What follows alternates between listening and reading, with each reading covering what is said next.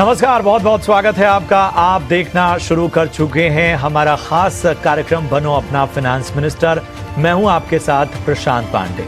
एक ऐसा शो जो हम अपने निवेशकों के लिए लेकर आते हैं और निवेशकों को उनके निवेश के मोर्चे पर किस तरह से अपग्रेड होना है, उन्हें किस तरह से गाइड करना है, ये बताते हैं। इसके साथ ही आपको बताते हैं कि किस तरह से जो परंपरागत निवेश के तौर तरीके थे, इन्वेस्टमेंट के तौर तरीके से, उनसे अलग अब आप अलग अलग प्रकार से अपने निवेश को आगे बढ़ा सकते हैं और बेहतर रिटर्न का जो है वो गणित पा सकते हैं। अगर हम बात करें आज के शो की, तो आज के शो में भी बहुत खास चर्चाएं होंगी। इसके साथ ही आपके सवाल जवाब होंगे। लेकिन सबसे पहले शो में क्या होगा खास, उस पर एक निगाह डालते हैं। तो आज के शो में हम आपको बताएंगे कि आखिर कैसे करें आप पोर्टफोलियो को रीबैलेंस। जी हाँ, ठीक सुना आपने, पोर्टफोलियो की रीबैलेंसिंग का आखिर फॉर्मूला क्या है, ये हम आपको बताएंगे खास चर्चा में। इसके अलावा बताएंगे कि आखिर पोर्टफोलियो को जब आप रीबैलेंस करते हैं तो उसके फायदे क्या हैं, और इक्विटी और डेट में पोर्टफोलियो रीबैलेंस तय कैसे करें, इसका फॉर्मूला क्या है। तो इन अहम पहलुओं पर आज हम चर्चा करेंगे अपने खास एक्सपर्ट के साथ। शेयर बाजार सबका अधिकार आज हमारा खास सेगमेंट, और इसके तहत हम आज आपके सवालों को शामिल करेंगे। मुनाफे के लिए कारगर है एसेट एलोकेशन की स्ट्रेटजी। आपके सवालों से ही ये पहलू निकला है जिसके बारे में हम जवाब देंगे। लक्ष्य के हिसाब से फंड का चुनाव कैसे करें, ये हम आपको बताएंगे। ये भी आपके सवालों के जरिए ही सवाल उठा है। और पोर्टफोलियो में ज्यादा फंड रखने से होने वाले नुकसान का पूरा गणित क्या है, ये भी हमारे एक्सपर्ट आपको बताएंगे। इंश्योरेंस और इन्वेस्टमेंट दोनों को मिक्स ना करना क्यों जरूरी है और आखिर इसका फर्क क्या है, ये हम आपको बताएंगे। साथ ही रोज की तरह आपका बैलेंस पोर्टफोलियो बनाने का काम हम करेंगे। निवेश, इंश्योरेंस, क्रेडिट कार्ड, क्रिप्टो और लोन से जुड़े सवाल आप हमें भेज सकते हैं बनो अपना फाइनेंस मिनिस्टर में। अपना सवाल पूछने के लिए आपको कुछ नहीं करना है, अपना सवाल हमें व्हाट्सएप करना है, जो कि व्हाट्सएप नंबर हमने फ्लैश किया। इसके साथ ही यूट्यूब पर लाइव शो के दौरान भी आप अपने सवाल हम तक पहुंचा सकते हैं।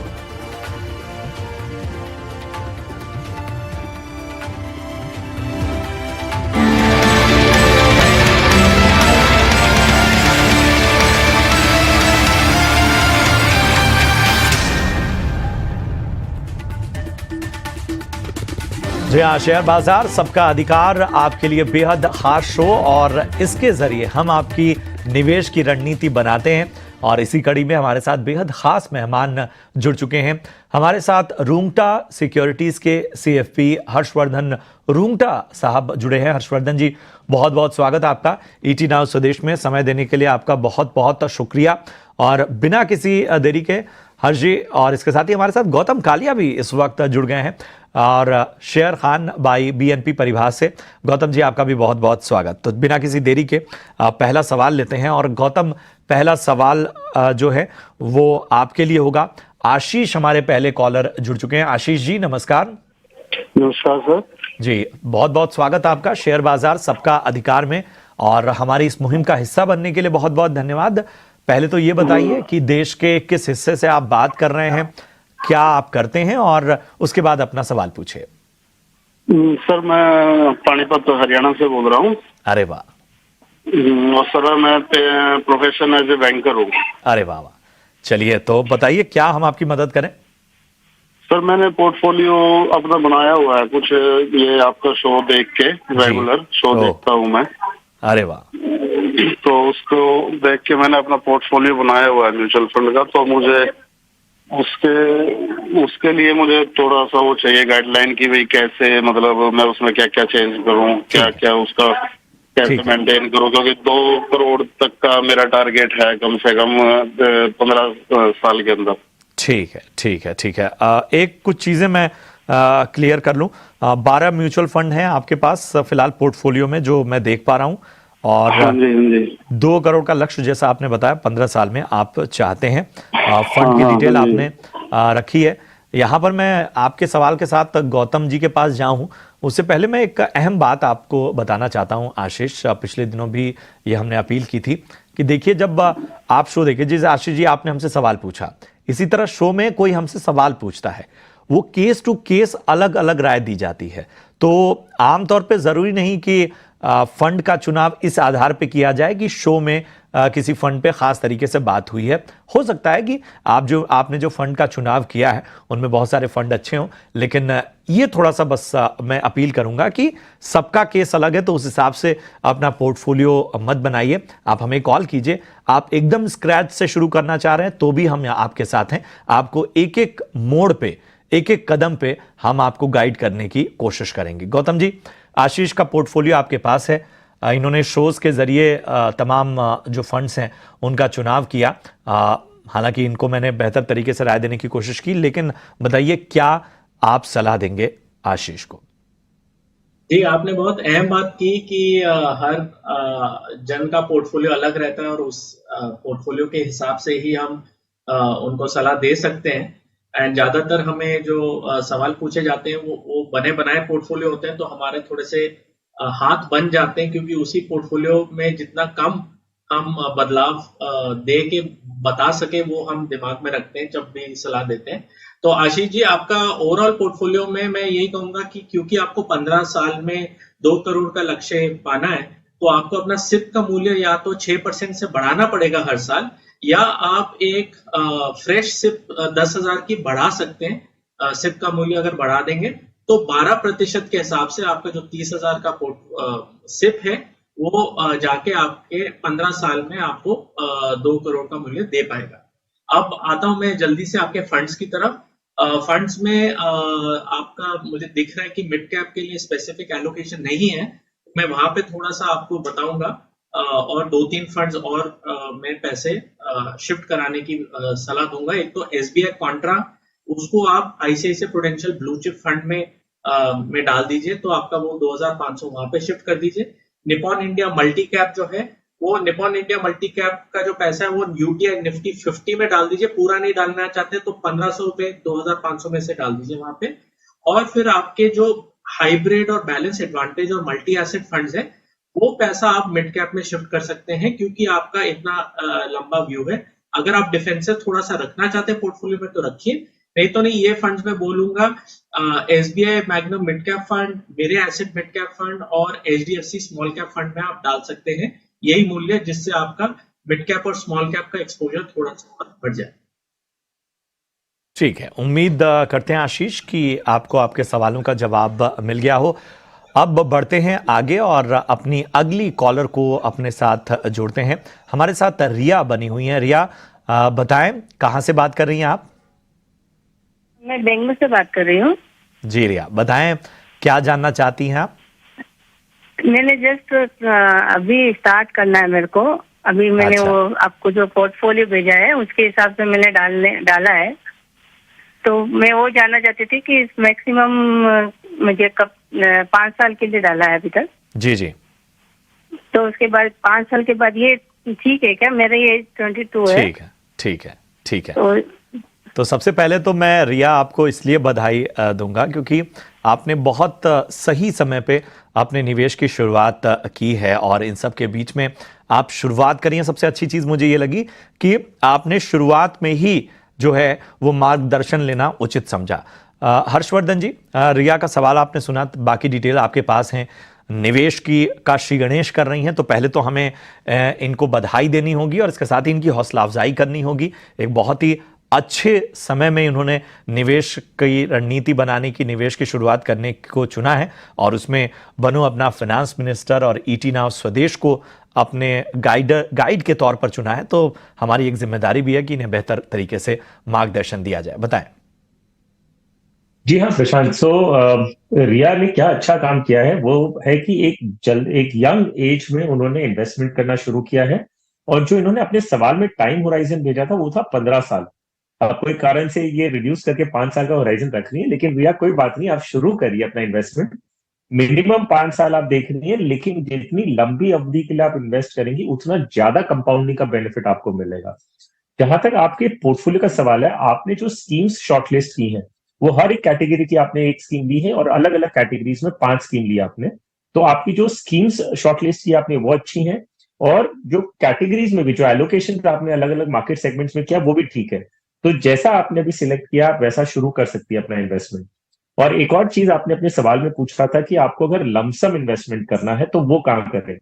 तो वेल ये जो आपने अभी पोर्टफोलियो बनाया है वो आपका एसआईपी पोर्टफोलियो है, तो उसमें हर महीने पैसे डिडक्ट होंगे और जमा होते रहेंगे।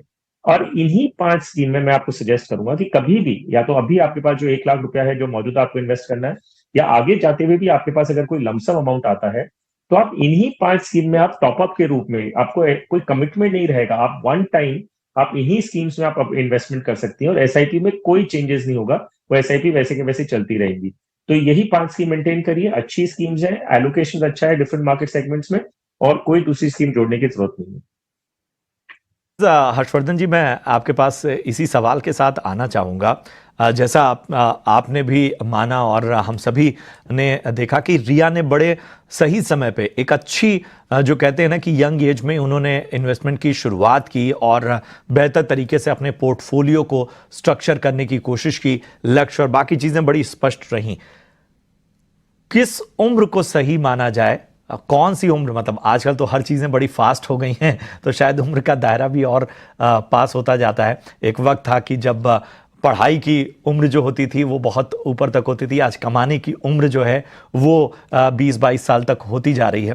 तो हमें बताएं कि आखिर निवेश की सही उम्र और तरीका क्या होना चाहिए। तो देखिए प्रशांत, बहुत ही अच्छा सवाल है ये, क्योंकि कई बार लोग ऐसे होते हैं जो अभी मिड 40s में है या 50s में, और सोचते हैं कि लेट हो गया। तो मैं कहूंगा देखिए, जब आपको ज्ञान हो जाए, जब आपको नॉलेज मिल जाए कि, और आपको रियलाइजेशन हो जाए कि मुझे ये इन्वेस्टमेंट करना शुरू करना है, तब से तो तुरंत आपको शुरू करना चाहिए। जब आपको नॉलेज आ जाए और उसके बाद अगर आपने डिले किया तो उसको लेट कहते हैं। तो मान लीजिए रिया आज 22 साल की, उन्हें पता ही या रियलाइजेशन होता 40 की उम्र में, तो वहां से शुरू करें। अगर आप 40 की उम्र में रियलाइज होने के बाद में 2-3 साल आपने ऐसे निकाल दिए, तब वो गलत माना जाता है। और जहां तक आइडियल सिचुएशन की बात है, तो आज की तारीख में इंफॉर्मेशन इतनी जल्दी हर एक मीडियम से पहुंचती है लोगों के पास। तो जो यंगस्टर्स हैं जो अभी सुन रहे हैं, जो कॉलेज स्टूडेंट्स हैं, इनफैक्ट मैं तो ये कहूंगा कि अगर आप कॉलेज में पढ़ रहे हैं और आपको पॉकेट मनी मिल रही है, तो आप पॉकेट मनी का एक छोटा हिस्सा एक इन्वेस्टमेंट के रूप में शुरू करें। और यहाँ पे पर्पस ये नहीं है कि आपको वेल्थ तुरंत क्रिएट करनी है। आप कहेंगे कि पॉकेट मनी इतनी कम मिलती है, उसमें से मैं 100-500 रुपया, 1000 रुपया बचा के अगर इन्वेस्ट कर भी दूंगा तो क्या बनेगा। तो देखिए, जब आप कॉलेज में इन्वेस्ट करना शुरू करते हैं ना, तो आपका मकसद क्या होना चाहिए, आपको एक अच्छी मनी हैबिट होगी कि जो आपकी इनकम है, जो पॉकेट मनी आपकी इनकम है, उससे आप एक छोटी रकम साइड में रखें। तो आपको एक गुड फाइनेंशियल हैबिट फॉर्म कर रहे हैं आप। दूसरी बात, अगर आप अभी से शुरू करेंगे इन्वेस्टमेंट करना, मान लीजिए 100 रुपया, 500 रुपया, 1000 रुपये से आप शुरू करते हैं, जब आप कमाने लगेंगे तो यही हैबिट आप कंटिन्यू करेंगे, तब आप अपनी वेल्थ क्रिएशन जर्नी की तरफ जा सकते हैं। तो अभी जो है वो आप सिर्फ हैबिट फॉर्मिंग के लिए है, और बाद में आप रियल इन्वेस्टमेंट करेंगे। और बाकी लोगों के लिए जो सुन रहे हैं, तो जब आपको रियलाइजेशन होता है उस समय से शुरू करें, उसके बाद आपने अगर लेट किया तो लेट होता है। ये सलाह बहुत ज़रूरी थी और इसमें से जुड़ा हुआ निवेश की सही उम्र का एक और सवाल हमने जानने की कोशिश की। हमारे साथ अलका गर्ग जुड़ चुकी हैं। अलका जी नमस्कार, कहाँ से बात कर रही हैं? जी सर नमस्कार सर, मैं दिल्ली से बात कर रहा हूँ। अच्छा, प्लीज अपना नाम बताएं। हाँ जी सर, मैं हिमांशु बोल रहा हूँ सर। तो सर मेरा ये क्वेश्चन था कि मेरे पास सर कुछ सरप्लस फंड मैं लमसम लगाना चाहता हूँ 3 लाख रुपए के आसपास 1 से 2 साल के लिए। कोई गोल नहीं है एज सच, बट अभी क्योंकि मार्केट काफी हाई है, तो मतलब is it good to like invest at the current levels. तो ये सर एक बार आपसे थोड़ा सा हेल्प चाहिए था सर, आप ओपिनियन। ये इन्वेस्टमेंट प्लान आप अपनी पत्नी के लिए बनाना चाह रहे हैं? हाँ जी जी सर जी। ठीक है। तो हिमांशु, पहली बात तो ये कि शॉर्ट टर्म का कोई निवेश प्लान नहीं होता है। ये मतलब ये एक तरह का हम कह सकते हैं कि बहुत सी चीज़ें ऐसी हैं जो समय मांगती हैं। फिर भी चूंकि आपका सवाल है और आपने शेयर बाजार सबका अधिकार में ये सवाल पूछा है, तो शायद हमें इस सवाल के साथ आगे जाना होगा।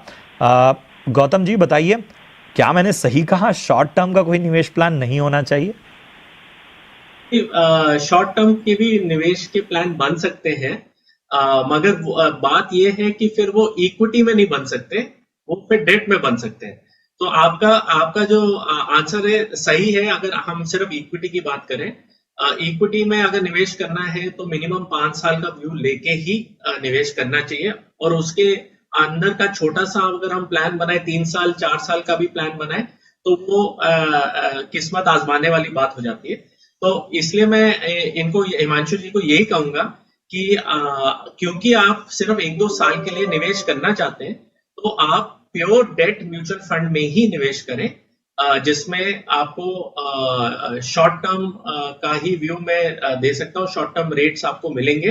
आप ये समझ लीजिए कि ये फिक्स डिपॉजिट सामान है, क्योंकि फिक्स डिपॉजिट में आप 1-2 साल के लिए पैसा डालते हैं और आपको एक रिटर्न मिलता है। ये फिक्स डिपॉजिट की जगह फिक्स्ड इनकम सिक्योरिटीज बॉन्ड्स में निवेश करते हैं और वहां से उनको ये कूपन मिलता है। तो मैं आपको 3 फंड बताता हूँ, एक तो HDFC short term debt fund, SBI short term debt fund और HDFC लो ड्यूरेशन फंड। ये 3 में आप 1-1 लाख डाल सकते हैं। ये ध्यान में रखिएगा कि अगर आप 3 साल के अंदर निवेश करते हैं तो आपको टैक्स ज्यादा देना पड़ता है डेट में, 3 साल के बाद आपको long term capital gains tax लगता है। तो अगर आप इसमें निवेश कर रहे हैं तो 3 साल तक खींच सकते हैं तो ज्यादा अच्छी बात है, क्योंकि आपको टैक्स भी कम लगेगा। अब चूंकि आपने सलाह दी गौतम, तो इसी से जुड़ा मेरा एक और सवाल आपसे होगा, और हम ये मान के चल रहे हैं क्योंकि हमारी एक मुहिम है लोगों को फाइनेंशियली और ज़्यादा जागरूक बनाने की। आपने डेट फंड का जिक्र किया, इस जो हमारी मुहिम है उसमें बहुत ज़्यादा नए निवेशक आते हैं जो शायद स्क्रैच से शुरुआत कर रहे हैं। तो गौतम बताएं, डेट फंड का आखिर पूरा फंडा है क्या और किन मायनों में यहाँ पर निवेश फायदेमंद होता है? जी, तो मैं जितनी सिंपल तरीके से समझा सकता हूँ समझाता हूँ। तो कोई अहम बातें मैं शायद ना बात कर पाऊं, मगर सिंपल मैं जैसे आपको समझाऊं, जैसे अगर आप फिक्स डिपॉजिट करते हैं बैंक में जाके, तो पुराने जमाने में आपको एक फिक्स डिपॉजिट रिसीट मिलती थी और आपको हर साल या हर क्वार्टर एक इंटरेस्ट मिलता है वो फिक्स डिपॉजिट पे, और फिर आपका 1 साल का अगर फिक्स डिपॉजिट है तो 1 साल के बाद आपने जो मूल्य दिया था वो वापस मिल जाता है। तो आपने अगर 100 रुपए का फिक्स डिपॉजिट किया, 1 साल के बाद आपको 100 रुपए वापस मिल गए और उसी के लिए वो पैसा डालने के लिए आपको 7-8% मिल गए। अभी ये जो आपको 7-8% मिले इसको हम इनकम मानते हैं और इस पे इनकम टैक्स लगता है, हम गवर्नमेंट को इनकम टैक्स देते हैं इस पे। तो ये हो गया फिक्स डिपॉजिट। अभी आप मानिए कि वही सर्टिफिकेट फिक्स डिपॉजिट का अगर आपके पास मार्केट हो जहां पे आप ये बेच पाए या खरीद पाए, तो वो चीज हो जाती है डेट मार्केट। तो अगर आपने स्टेट बैंक ऑफ इंडिया में फिक्स डिपॉजिट किया, आप स्टेट बैंक ऑफ इंडिया का बॉन्ड खरीद सकते हैं, आपको बॉन्ड सर्टिफिकेट मिलता है, वही 100 रुपए का मूल्य आपको 1 साल के बाद वापस मिल जाएगा। वही 100 रुपए का जो इंटरेस्ट रेट आपको फिक्स डिपॉजिट में मिलता है वो कूपन के तौर पे मिलता है, और वही सर्टिफिकेट जो आप उसका कुछ कर नहीं सकते थे फिक्स डिपॉजिट में, वही सर्टिफिकेट के मार्केट रहती है जहां पे आप खरीद सकते हैं या बेच सकते हैं। म्यूचुअल फंड जो वैसे बॉन्ड सर्टिफिकेट्स में को खरीद के या तो रखता है, होल्ड रखता है, या तो उसमें ट्रेडिंग करता है, उनको हम डेट म्यूचुअल फंड बोलते हैं। और डेट म्यूचुअल फंड का रिटर्न अगर आप देखेंगे वो पिछले 10, 15, 20 सालों में, तो आपको दिखेगा कि फिक्स डिपॉजिट के समान ही उनका इंटरेस्ट रेट रहता है, कभी कभी थोड़ा सा ज्यादा रहता है, 0.25-1% तक ज्यादा रिटर्न वहां पे आपको मिल सकता है। तो ये भी एक ऑप्शन है उन लोगों के लिए जो 0.5-1% ज्यादा कमाने की संभावना के लिए फिक्स डिपॉजिट का पैसा भी ऐसे डेट म्यूचुअल फंड में डाल सकते हैं। तो ये बहुत ज़रूरी था। वो कहते हैं ना बीच बीच में क्रैश कोर्स कुछ चीज़ों का, वो हम आपके सामने लेकर आते हैं और अब हमारे एक्सपर्ट आपको बखूबी एक्सप्लेन करते हैं। चलिए अगले कॉलर को जोड़ते हैं। सागर देशमुख साहब हमारे साथ बने हुए हैं। सागर नमस्कार, कहाँ से बात कर रहे हैं? हाँ, गुड आफ्टरनून सर, मैं पुणे से बात कर रहा हूँ। अरे वाह, बताएं क्या जानना चाहते हैं? सर मेरा एज 40 है और मैं एक प्राइवेट कंपनी में जॉब करता हूँ, और मैंने मेरा पोर्टफोलियो आपको इक्विटी पोर्टफोलियो और कंप्लीट पोर्टफोलियो मैंने आपको शेयर किया था। मैं अभी 25,000 की SIP चल रही है मेरी, और मैं 8 से 10,000 पर ईयर इसमें टॉपअप कर सकता हूँ हर बार, हर ईयर। ठीक है। ओके, और मैं लॉन्ग टर्म इन्वेस्टर हूँ, 15 से 17 साल की है।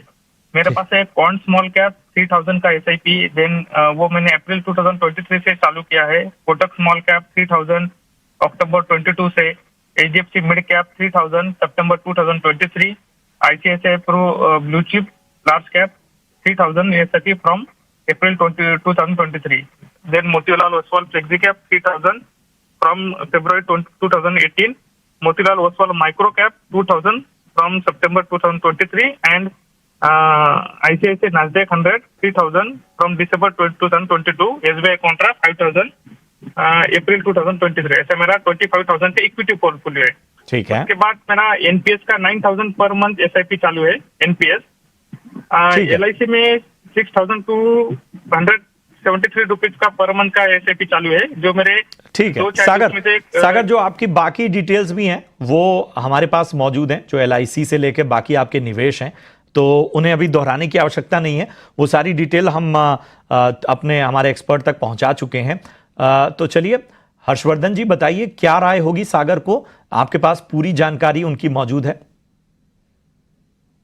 तो प्रशांत, सागर जी का जो सवाल था उसमें उन्होंने 5, ये तो इनके जो इनका पोर्टफोलियो की डिटेल्स उन्होंने भेजी और उसके अलावा इन्होंने 5 सवाल पूछे थे। तो रात 3 सवाल पूछे थे। तो पहला सवाल उनका ये था कि इन्हें ये चिंता थी कि मोतीलाल ओसवाल फ्लेक्सी कैप में उन्हें बने रहना चाहिए या उन्हें पराग पारेख फ्लेक्सी कैप में स्विच करना चाहिए। तो सागर, अगर हम 2 स्कीम के बीच में देखें, जो मोतीलाल ओसवाल फ्लेक्सी कैप और पराग पारेख फ्लेक्सी कैप है, मेरी पर्सनल पसंदीदा स्कीम है पराग पारेख फ्लेक्सी कैप। लेकिन क्योंकि आप already Motilal Oswal flexi cap में इन्वेस्ट कर रहे हैं और उसका रिटर्न्स भी अच्छा है, जो परफॉर्मेंस है वो भी अच्छा है, तो मैं नहीं सलाह दूंगा कि आप उसे स्विच करें अभी एट दिस जंक्शन। आपने ये जो स्कीम है वो 2018 से चला रहे हैं आप, तो अभी सिर्फ रिटर्न्स को देखते हुए अगर आप स्विच करेंगे तो आपका टैक्स इंप्लीकेशन, उसमें बाकी कॉस्ट भी लगते हैं, तो मेरी सलाह नहीं रहेगी कि आप उसे स्विच करें। मोतीलाल ओसवाल फ्लेक्सी कैप में आप फिलहाल बने रहें। लेकिन एक चीज में, आपने बाकी पोर्टफोलियो पे ना इवैल्यूएशन नहीं मांगा है, लेकिन मैं सिर्फ कहूंगा कि 25,000 रुपए के लिए आपने बहुत सारी स्कीम अपने पोर्टफोलियो में जोड़ रखी है, तो उसमें आपको थोड़ा कंसोलिडेशन का स्कोप बनता है। तो कभी जब कॉम्प्रिहेंसिव रिव्यू करें अपने पोर्टफोलियो का, तब ये देखिएगा कि थोड़ी स्कीम का अगर आप कम कर सकें तो बेटर होगा। दूसरा सवाल आपका ये था कि आपकी वाइफ के नाम पे आपको 10,000 रुपए की एसआईपी और शुरू करनी है, और उसमें आपने कई ऑप्शंस दिए मुझे। आपने पूछा मल्टी एसेट फंड में डालना है, कि डायनामिक बॉन्ड फंड में डालना है, कि इक्विटी स्कीम या फिक्स डिपॉजिट में डालना है। सो सागर जी, ये चारों एकदम अलग कैटेगरीज हैं ऑल टुगेदर, और एक ओपन एंडेड क्वेश्चन इस तरह का कि भाई 10,000 रुपए किस में डालें, विदाउट नोइंग कि किस पर्पस के लिए इन्वेस्ट कर रहे हैं, कितना टाइम होराइजन है, क्या आपका ये गोल, ये जो उनका 10,000 है, ये भी बच्चों की पढ़ाई के हिसाब से ही करना है, ये इंडिपेंडेंटली कुछ और चाहती हैं। इस जानकारी के बिना कोई भी आपको सोल्यूशन देना मुश्किल होगा मेरे लिए। तो मैं चाहूंगा कि आप पहले डिसाइड कर लेंगे किस पर्पस के लिए 10,000 रुपए आपकी वाइफ इन्वेस्ट करना चाह रही है, और फिर उस हिसाब से उनका पोर्टफोलियो बनाया जाएगा। आपने तीसरा और आखिरी सवाल जो पूछा है वो ये है कि आपकी एलआईसी पॉलिसीज जो है 2031 में मैच्योर होंगी। आप वो जो आपकी एलआईसी और एचडीएफसी की इंश्योरेंस पॉलिसीज हैं, वो पैसे आप बच्चों की पढ़ाई के लिए यूज करना चाहते हैं, फिर जो बचेगा वो म्यूचुअल फंड से निकालेंगे, और उसके बाद आपको रिटायरमेंट पे 4 करोड़ चाहिए। तो क्या ये इनफ है? सागर जी, ये बहुत हद तक डिपेंड करता है कि आपकी इंश्योरेंस पॉलिसीज की मैच्योरिटी प्रोसीड्स कितनी आएंगी, कितना आपको म्यूचुअल फंड पोर्टफोलियो में से निकालना होगा, बच्चों की पढ़ाई का एक्चुअल कॉस्ट कितना लगेगा, और फिर कितना बचता है। ये कैलकुलेशन तो हम आगे जाके ही कर पाएंगे। एक चीज मैं आपको कह सकता हूं अभी की तारीख में, वो ये है कि इंश्योरेंस और इन्वेस्टमेंट को आपको मिक्स नहीं करना चाहिए। अगर आपका लॉन्ग टर्म का नजरिया है, तो आपको ये पता है आप एसआईपी ऑलरेडी कर रहे हैं, तो उसके रिटर्न्स, उसका परफॉर्मेंस लॉन्ग टर्म में डेफिनेटली प्योर इन्वेस्टमेंट प्रोडक्ट्स, आप फिक्स डिपॉजिट समझ लीजिए, पीपीएफ देख लीजिए, या म्यूचुअल फंड एसआईपीज देख लीजिए, वो आपको इंश्योरेंस पॉलिसी के सामने डेफिनेटली बेटर रिटर्न देंगे। जहां तक इंश्योरेंस का सवाल है, आप अपने लिए एक अच्छा सा टर्म प्लान ले लें लाइफ कवर के रूप में, उतना पर्याप्त होता है। जहां इन्वेस्टमेंट की बात होती है, प्लीज आप प्रोडक्ट्स में इन्वेस्ट करें, ताकि आपको जो रिटर्न्स वो इन्फ्लेशन को बीटिंग रिटर्न्स आपको मिल सके। और आज की तारीख में भी आपके पास ये ऑप्शन है कि आप अपनी एग्जिस्टिंग इंश्योरेंस पॉलिसी को सरेंडर करें, और ये सारे जो प्रीमियम के रूप में आप 6,000 रुपया वहां भर रहे हैं, उतना एसआईपी करें, तो आपके लिए आगे जाते हुए भी बेटर होगा।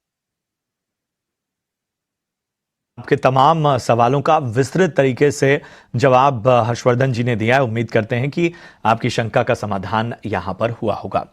बहरहाल यहां रुकेंगे एक छोटे से ब्रेक के लिए, लेकिन यहां आपको बता दें कि शेयर बाजार सबका अधिकार से जुड़ने के लिए तरीका बेहद आसान है। आपको कुछ नहीं करना है, लगातार हम एक क्यूआर कोड आपके स्क्रीन पर फ्लैश कर रहे हैं, और उस क्यूआर कोड को स्कैन करते ही आप व्हाट्सएप के जरिए हमसे जुड़ जाएंगे। जी हां, जैसे ही आप व्हाट्सएप के जरिए हमसे जुड़ेंगे, आप हमसे कनेक्ट होकर अपने सवाल को व्हाट्सएप के जरिए भेजिए, पूरी डिटेल्स दीजिए और उन सवालों को हम शामिल करेंगे। इसके साथ ही चूंकि आप व्हाट्सएप के जरिए संपर्क होते हैं तो हम कोशिश यही करते हैं कि हम आपसे डायरेक्ट संपर्क करें, कॉल के जरिए आपको कॉल किया जाए लाइव शो के दौरान और आपसे आपकी राय जानी जाए, आपके सवालात जाने जाए। और इन सब के बीच में अगर आपको ये तरीका थोड़ा मुश्किल लग रहा है तो YouTube सबसे आसान जरिया है। YouTube पर ये शो लाइव देखते हुए भी आप अपने सवाल हमें कमेंट कीजिए। आम से आम सवाल, बेसिक से बेसिक सवाल तक के जवाब हमारे एक्सपर्ट इस मुहिम में, इस मिशन में ईटी नाउ स्वदेश की आपको देंगे। आप बने रहिए हमारे साथ, एक छोटे से ब्रेक के बाद लौटते हैं।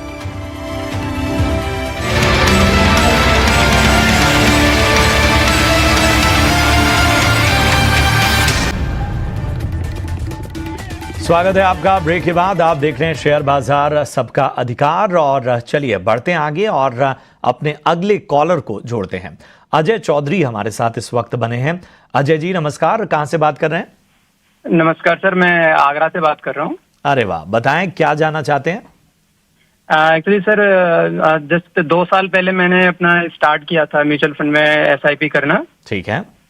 तो सर जो मेरा पोर्टफोलियो का मैं सर आपका रिव्यू सर मैं तो जानना चाहता था उस पर कि अभी मैं सेम म्यूचुअल फंड में बना रहा हूँ या ऐसा कोई चेंज करने का रिक्वायरमेंट है क्या? ठीक है, तो मैं थोड़ा आपके म्यूचुअल फंड और आपकी जो निवेश राशि है वो जरा कंफर्म कर दूं।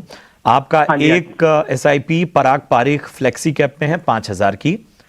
मोतीलाल ओसवाल मिड कैप में आपने 5,000 का निवेश किया हुआ है, यहाँ SIP चल रही है। टाटा डिजिटल इंडिया में 2,000 का आपका इन्वेस्टमेंट है और इसके अलावा निपॉन इंडिया में भी आपका, निपॉन इंडिया स्मॉल कैप में भी है 2,000 का। हाँ, निपॉन इंडिया स्मॉल, हाँ जी सर। ठीक है। और ICICI प्रू इंफ्रा में आपका 1,000 का। हाँ, वो जस्ट अभी से नया स्टार्ट किया है। ठीक है।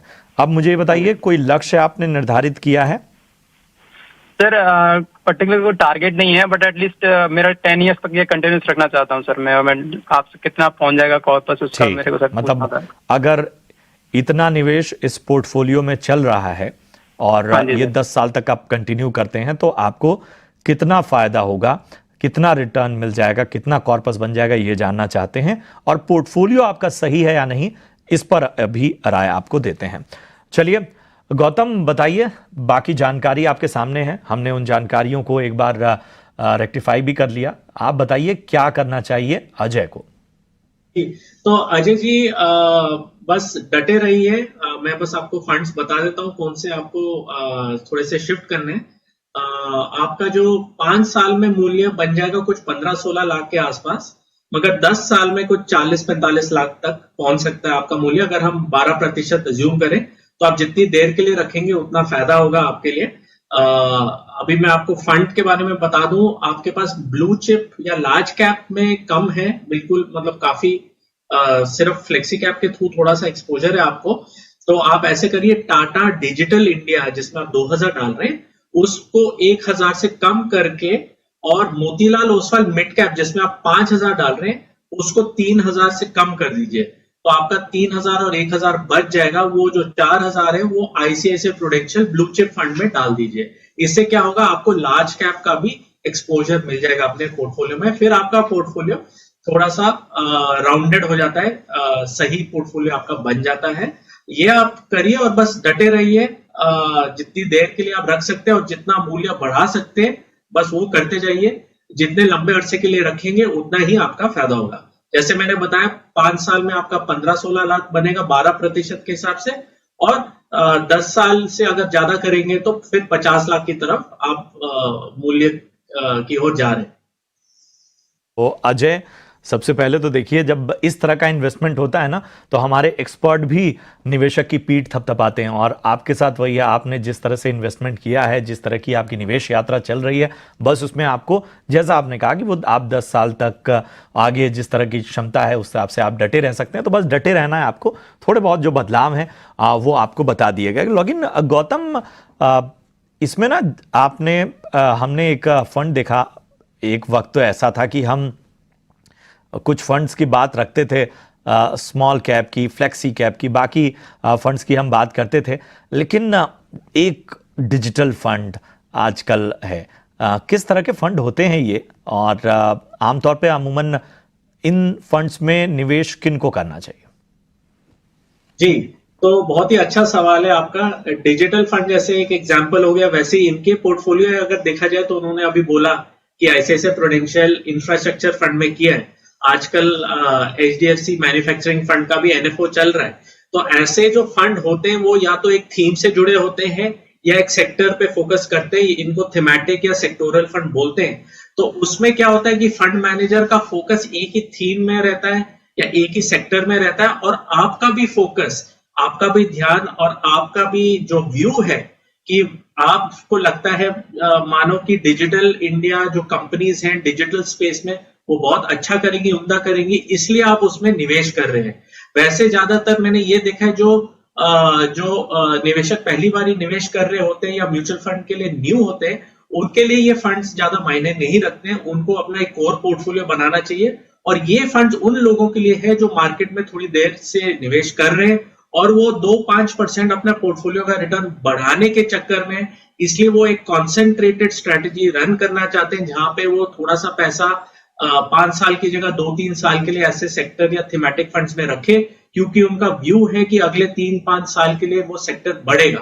तो उन लोगों के लिए ये सारे फंड्स ज्यादा मायने रखते हैं। वैसे ज्यादातर निवेशकों के लिए जो इतने सारे फंड अवेलेबल हैं जैसे large cap, multi cap, flexi cap, वो ज्यादा से उनका कोर पोर्टफोलियो बन जाता है। तो ये भी एक, चूंकि शेयर बाजार सबका अधिकार है ही उस मकसद का नाम जिसमें हम हर छोटी से छोटी बात जो शायद आपके बारे में आपको नजरिया न दे पाए या आप उसके बारे में आपको मालूमात कम हो, उसको बहुत स्पष्ट आपके सामने एक्सपर्ट के नजरिए से रखते हैं। चलिए, अगले जो दर्शक हैं उन्होंने यूट्यूब के जरिए अपना सवाल हम तक पहुंचाया है, और ये सवाल हर्षवर्धन जी आपके लिए होगा। अविक सेन है कोलकाता से, और इन्होंने हमारे शो की तारीफ की है। उन्होंने कहा है कि वो हमारे शो को लंबे अरसे से फॉलो करते आए हैं, और जो उनकी पूरी निवेश यात्रा है उसमें बनो अपना फाइनेंस मिनिस्टर एक बहुत बड़ी भूमिका निभाता है।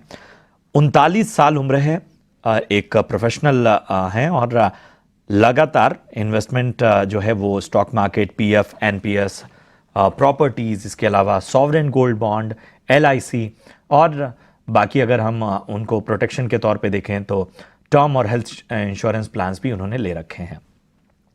अब उनका सवाल है इमरजेंसी फंड को लेके। इनका सवाल है कि वो अगले 5 से 7 साल के लिए 5 लाख जो है लमसम इमरजेंसी फंड में रखना चाहते हैं, और अगर सब कुछ ठीक रहा तो फिर इसे बढ़ाकर 8 से 10 साल और बढ़ाते हुए रिटायरमेंट तक ले जा सकते हैं। अब इनकी इससे उम्मीद क्या है? ये चाहते हैं कि 15 साल बाद जो है वो 30 लाख का कॉर्पस इनको इस इन्वेस्टमेंट से मिल जाए, और इन्होंने कुछ फंड्स के नाम भी सुझाए हैं जो इन्होंने शॉर्टलिस्ट किए हुए हैं। उन फंड्स की जानकारी हर्षवर्धन जी आपको होगी, बताइए क्या राय होगी अविक को? ये देखिए प्रशांत, इनका सवाल है ना थोड़ा कंफ्यूजिंग है। वो किस पॉइंट ऑफ व्यू से है वो बताता हूं मैं आपको। ये कह रहे हैं कि इमरजेंसी फंड इन्हें क्रिएट करना है जिसका टाइम होराइजन उनके लिए है 5 to 7 years। 5 से 7 साल तक ये एक इमरजेंसी फंड के रूप में 5 लाख रुपए रखना चाहते हैं, और अगर सब ठीक रहा तो 8 साल के बाद 8 to 10 years के लिए इन्हें फिर रिटायरमेंट के लिए इसे स्विच करना है। तो अविक, आपको एक चीज समझनी होगी। अगर आप एक इमरजेंसी फंड बना रहे हैं, आपका होल्डिंग पीरियड उसका भले ही 5-7 साल हो सकता है, लेकिन इमरजेंसी फंड किस पॉइंट ऑफ व्यू से ध्यान में रख के बनाया जाता है कि उसमें लिक्विडिटी होनी चाहिए। दूसरी बात, उसमें मार्केट वोलेटिलिटी की वजह से मुझे लॉस नहीं होना चाहिए। तो मान लीजिए आपने आज ये 5 लाख रुपए लगाए, आपको अभी तुरंत में इसकी कोई इमरजेंसी रिक्वायरमेंट लग नहीं रही, लेकिन आप एक प्रोविजन बना के रखना चाहते हैं, जब चाहिए वो पैसे आप निकाल सके। ये 5-7 साल तक आप रखेंगे, फिर बाद में उसे रिटायरमेंट के लिए जो बाकी के फिर 2 साल रहेंगे, 8 से 10 साल के बीच में आपको रिटायरमेंट के लिए से स्विच करना है। तो देखिए, आपने जो एलोकेशन बनाया, आपने एचडीएफसी बैलेंस एडवांटेज फंड या आईसीआईसीआई, और दूसरा कोटक या एसबीआई इक्विटी सेविंग्स फंड, आपने 60% एलोकेशन इसका इन 2 स्कीम्स में दिया है, ये ध्यान में रखते हुए कि आपको 5 से 7 साल तक के टाइम होराइजन है। तो अगर 5 या 7 साल को आइडियली हम देखें तो आप बैलेंस एडवांटेज फंड और इक्विटी सेविंग स्कीम्स ले सकते हैं, लेकिन क्योंकि आपने इसे एक इमरजेंसी फंड भी बताया है, इसका मतलब ये होता है कि आपको जब पैसों की जरूरत पड़ेगी आप निकाल सकते हैं इसमें से। तो उसमें आइडियली आपको लिक्विड फंड या तो लो ड्यूरेशन फंड्स ऐसे रखनी चाहिए ताकि मार्केट की कितनी भी वोलेटिलिटी हो इक्विटी मार्केट की, आपके इस फंड में, इन डेट फंड में या अल्ट्रा शॉर्ट टर्म या लो ड्यूरेशन फंड्स में आपकी एनएवी गिरेगी नहीं मार्केट को लेके। तो आइडियली स्पीकिंग इमरजेंसी फंड होना चाहिए इन प्रोडक्ट्स में, जो है liquid fund, low duration fund, ultra short term fund. लेकिन क्योंकि आपने 5 to 7 ईयर्स का टाइम होराइजन लिया और उस नजरिए से पूछ रहे हैं, तो बैलेंस एडवांटेज फंड और इक्विटी सेविंग्स फंड जो आपने सिलेक्ट किया वो ठीक है। सिर्फ मैंने कहा कि आपके सवाल में दो पहलू है और दोनों कॉन्फ्लिक्टिंग है, वो एक दूसरे से मैच नहीं कर रहे हैं, और मुझे नहीं पता कि एक्चुअली आपके माइंड में क्या है जब आपने ये प्लान किया है। तो मैं ये सलाह दूंगा, ये जो आपने मुझसे सुना वो एक बात है, उसके अलावा किसी से एक एडवाइजर से आप पर्सनली मिलिए और अपने क्वेश्चन को क्लियरली बताइए कि आप चाहते क्या है, किस तरीके से आप क्या टाइम होराइजन है और क्या आपका ऑब्जेक्टिव है। तो शायद इन दोनों में से चूज करना आपके लिए बेटर होगा। जितनी मेरी समझ थी आपके सवाल के बारे में, उतना मैंने आपको जवाब देने की कोशिश की है। चूंकि YouTube के जरिए आपने सवाल भेजा है तो हम आपसे संपर्क भी नहीं कर सकते, लेकिन कोशिश कीजिए कि एक बार फिर से इसको किसी फंड एडवाइजर से आप यहाँ पर इसको पूरी तरह से रीबैलेंसिंग करें और देखें कि अभी जो राय आपको मिली है क्या वो आपके लक्ष्यों और आपके सोच के हिसाब से मेल खा रही है या नहीं। चलिए बढ़ते हैं आगे। अगले जो हमारे साथ निवेशक हैं राजकुमार गुप्ता, वो हमारे साथ जुड़े हैं। राज जी नमस्कार, कहाँ से बात करें? नमस्कार भाई साहब, मैं जम्मू से बात कर रहा हूँ सर। अरे वाह, जम्मू सिटी से बात कर रहे हैं आप? जम्मू सिटी से, JNK। अरे वाह वाह, बीच में तो हमने काफी कश्मीर और बाकी जगह बर्फबारी देखी, तो थोड़ी मेरे ख्याल से मौसम तो और इस वक्त ठंड भरा होगा, बारिश भी हुई है वहाँ पे? जम्मू का मौसम जो है पूरा पंजाब से मिलता है सर। जो वैली है वो यहाँ से 284 किलोमीटर दूर है। जी जी जी, चलिए बताइए मुझे कि क्या सेवा की जाए आपकी और किस तरह से। मेरी रिक्वेस्ट है सर, मैंने 20,000 रुपीज जो है सिप के थ्रू इन्वेस्ट कर रखा है सर म्यूचुअल फंड्स में सर। ठीक है। 5,000 है Motilal Oswal mid cap direct में सर, 10,000 है Quant small cap direct fund में सर, और 5,000 है sir SBI contract direct fund में सर। तो ये एंजल ब्रोकिंग की एप्स के थ्रू ही मैंने कर रखा है सर। ठीक है। तो I just wanted to sir, मैं सिर्फ इतना जानना चाहता था कि ये जो इन्वेस्टमेंट है ये करेक्ट है सर? ठीक, और मतलब हालांकि मैं थोड़ा सा रिस्क ले रहा हूँ इसमें, ठीक है। गौतम जी बताइए क्या राय होगी राज जी को लेकर? तमाम जानकारियां उन्होंने दे दी, आपके पास उनका लक्ष्य भी है। जी, तो डॉक्टर गुप्ता जी, जो आप चाहते हैं कि 1 करोड़ का मूल्य बन जाए 15 साल में, अगर आपके पोर्टफोलियो ने 12% दिया तो आपका बन जाएगा, कैलकुलेशन के हिसाब से तो बन जाएगा। तो आप बस डटे रहें, 20,000 का आप डालते रहिए महीने का। बात आई आपके फंड्स की, तो फंड्स में आपका बस यही है कि आपका मिड और स्मॉल कैप में 75% है और कॉन्ट्रा में 25%। तो आपका एलोकेशन जो है बहुत ही स्क्यूड है, वो आपको चेंज करना पड़ेगा। आपको थोड़ा सा फ्लेक्सी कैप रखना पड़ेगा, और blue chip large cap space में आपके यहाँ कुछ नहीं है, वो भी आप रखिए। लोग समझते हैं कि स्मॉल कैप में 15 साल के लिए रख दिया तो उनका रिटर्न बन जाएगा, ऐसी बात नहीं है। मार्केट के उतार चढ़ाव में काफी चीजें हो सकती है और लार्ज कैप में भी रिटर्न बनता है, तो आप लार्ज कैप का भी एलोकेशन रखिए। तो ये जो क्वांट स्मॉल कैप में जो आपका 10,000 का मूल्य है उसको कम कर दीजिए, 7,000 आप ICICI प्रूडेंशियल ब्लू चिप में डाल दीजिए, और ये जो मिड कैप में मोतीलाल ओसवाल मिड कैप है उसका आप 2,000 कम करके वो 2,000 HDFC फ्लेक्सी कैप में डाल दीजिए। तो इससे आपका पोर्टफोलियो थोड़ा और राउंडेड ऑफ हो जाता है। इससे क्या होगा कि अगर 3-4 साल के लिए स्मॉल कैप नहीं चला तो आपको ये तकलीफ नहीं होगी पोर्टफोलियो देख के कि मैंने शायद गलती कर दी। तभी निवेशक जो है फिर गलत डिसीजन ले लेता है, वो प्लान के हिसाब से नहीं चलता है, और इसलिए हम उनके लिए ऐसा वेल राउंडेड पोर्टफोलियो बनाते हैं जिससे मार्केट के उतार चढ़ाव से कोई ना कोई स्ट्रेटजी में कुछ ना कुछ पैसा बनते रहे, जिससे गलतियां थोड़ी सी कम करे निवेशक। तो ये राय आपको होगी आपके इस अहम पोर्टफोलियो पर, और तमाम राय आपको मिलती है। समय कम है तो फटाफट से एक और कॉलर को जोड़ते हैं। टीकू राम हमारे साथ इस वक्त बने हुए हैं। टीकू राम जी नमस्कार, कहां से बात कर रहे हैं? सर नमस्कार, आप जी जी पूछिए, क्या जानना चाहते हैं? एक मिनट। हेलो जी जी, क्या जानना चाहते हैं? टीकू राम जी आवाज आ रही है आप तक? हाँ आवाज आ रही है। जी जी पूछिए, अपना सवाल पूछिए। ये मैंने जो भेज रखा है जी पोर्टफोलियो सर, जी जी उसमें सर मेरा एक पारंपरिक फ्लेक्सी कैप में है। ठीक है, फंड की डिटेल तो है हमारे पास। एक बार मैं दोहरा देता हूं आपके लिए। पराग पारेख, SBI स्मॉल कैप और क्वांट स्मॉल कैप, ये है। ठीक है, ठीक है। 12 साल का नजरिया आपका? हाँ सर। ठीक है, ठीक है। चलिए, कोई और मैं सोच रहा था 5,000 की SIP और करनी है, तो कौन सा फंड है 10-12 साल के लिए? ठीक है, आप 5,000 की और शुरू करना चाहते हैं। कोई आपने लक्ष्य रखा है, कोई कॉर्पस की कितना आप और इससे बनाना चाहते हैं पैसा? नहीं, वो ऐसे सर्विस कर रहा हूँ ठीक और मतलब 10 साल ठीक है, 12 साल चलिए हम इस निवेश के नजरिए से आपको बताएंगे। और हर्षवर्धन जी, मैं आपके पास आना चाहूंगा। आपके पास डिटेल्स हैं, तमाम डिटेल्स तो हैं। 5,000 की और SIP शुरू करना चाहते हैं। बाकी नजरिया और बाकी डिटेल्स आपको उन्होंने भेजी हुई हैं। देखिए, इनके सवाल में एक बहुत अहम बात थी। इन्होंने कहा कि सर ऐसा फंड बताइए जो 10 साल तक बदलाव ना करना पड़े। तो देखिए, वो बहुत इंपॉर्टेंट पहलू है। सो अभी इन्होंने Parag Parekh flexi cap, SBI small cap, quant small cap में कर रखा है और 10,000 का टोटल SIP का अमाउंट बनाना चाहते हैं।